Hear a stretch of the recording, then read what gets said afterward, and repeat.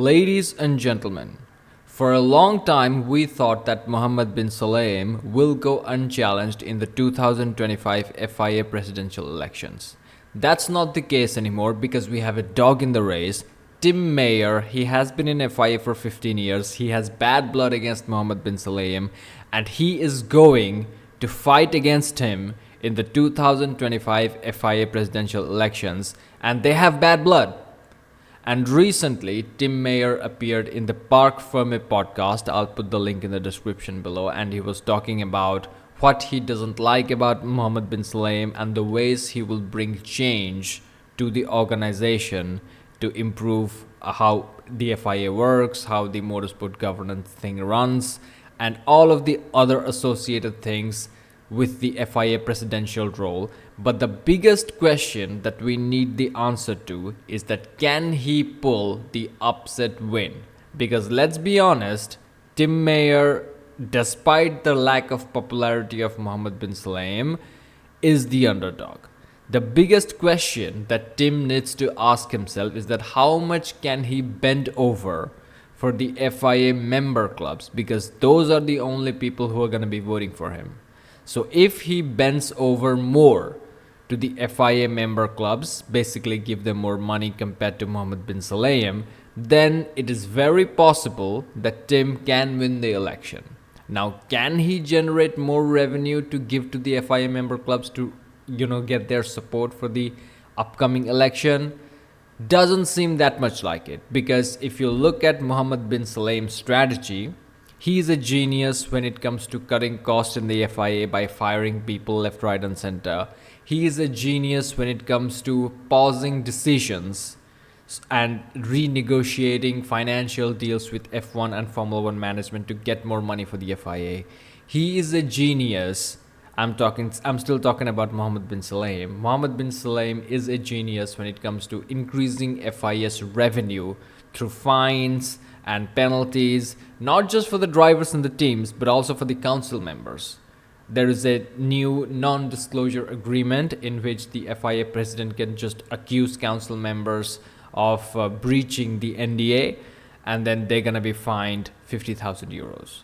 So Mohammed bin Sulayem has all of these amazing revenue strategies in place: jewelry ban, underpants ban, swearing ban, like all of these things. He has them in place so that he can get money into the FIA, and then he can channel that money into all of the member clubs and gain their support.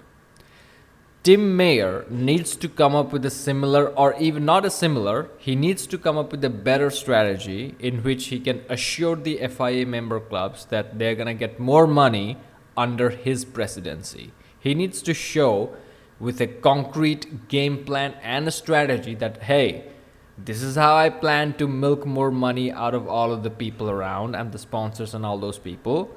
And a big chunk of that money is going to you. That's why it's going to be in your good interests that I become the president over this dictator.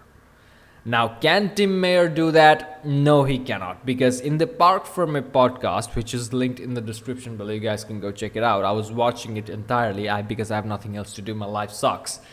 Initially, he talks about how Mohammed bin Sulayem has not been the best leader. He talks about the consolidation of power. He talks about how people have left the organization under mysterious circumstances. These are all true. Bin Sulayem has been consolidating power. He has been changing the policies of FIA to give himself more power. Like earlier in the FIA Senate, there used to be 12 members in total. Right now also there are 12 members. But right now, 4 members can be directly handpicked by the president. That didn't used to be the case before. And this rule was passed very recently, like I think it's not even a couple of months.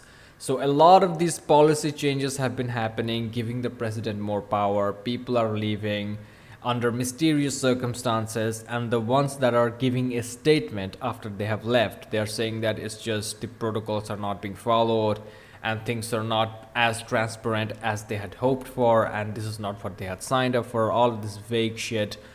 But people have been leaving and things are not looking good.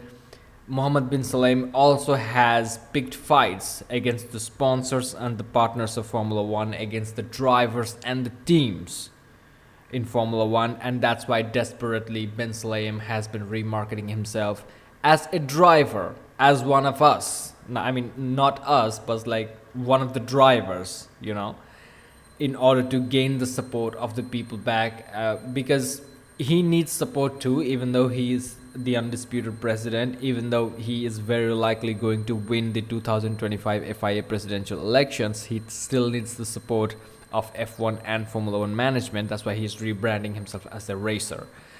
Either way, regardless of all of the weaknesses that Mohammed bin Salem has in his popularity, in his approach, the way he does things, Tim Mayer still does not have a concrete strategy to generate revenue for the FIA member clubs and to pay them money so that he can have their support.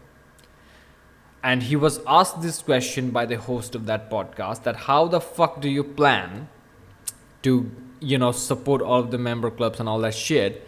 And his strategy was to partner or collaborate well with F1 and Formula One management. These people have all the money in the world. The majority of the revenue share of Formula One goes to F1 and Formula management, and 1 to 2% of that goes to the FIA, just for namesake. This deal was struck between Max Mosley and Bernie Ecclestone back in 2001 or something, and the Liberty Media bought all of the rights from Bernie Ecclestone, making him a billionaire. He basically owns Formula One. The FIA didn't get shit.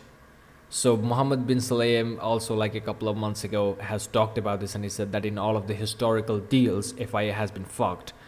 So the FIA doesn't have a lot of money, and Mohammed bin Sulayem has placed some revenue strategies, as I have been talking a few minutes ago, in order to make that money so that he can use that money to give to the FIA member clubs and get their support. Bribe is a word that a lot of people will use. Tim Mayer needs to have some strategies like that, and his strategy is to collaborate with FIA and Formula One, help them make even more money, and hopefully after that they're gonna throw some money into his face, which he will channel into the FIA member club. That's his strategy. That's what I gleaned from the Tim Mayer podcast in Parc Fermé, the Parc Fermé podcast episode featuring Tim Mayer. That's his strategy. Work with F1 and Formula One management closely so that they become benevolent and they will throw a few dollars into his face. That's his strategy. Another thing that he said that he will work on, and the change that he will bring, is to give more transparency to all of the smaller FIA member clubs, which is just a load of PR bullshit if you think about it. Because right now, Mohammed bin Sulayem is also saying that. He's saying that he has increased the transparency within the organization, even though people who are leaving, they're claiming otherwise. There are a few areas of improvement. Like, for example, the FIA member clubs elect the council members to represent them, and now the council members cannot clearly have the talks about the policies and changes to the FIA member clubs who elected them, right? And if they do, Mohammed bin Sulayem will fine them 50,000 euros. So Tim Mayer said that in that area he's going to increase the transparency, but in reality this is a secondary point. If you can't make the FIA members rich, if you can't make them money, because they are small clubs, they need the cash. If you're not gonna give them money, they don't give two shits about the transparency. They don't care if the council members that they have elected to represent their interest come in there and they speak openly and all that stuff. It doesn't really matter to them if there's no money in the bank. We need to have some money in the bank, and the FIA needs to generate that funds for all of the junior clubs and the smaller clubs.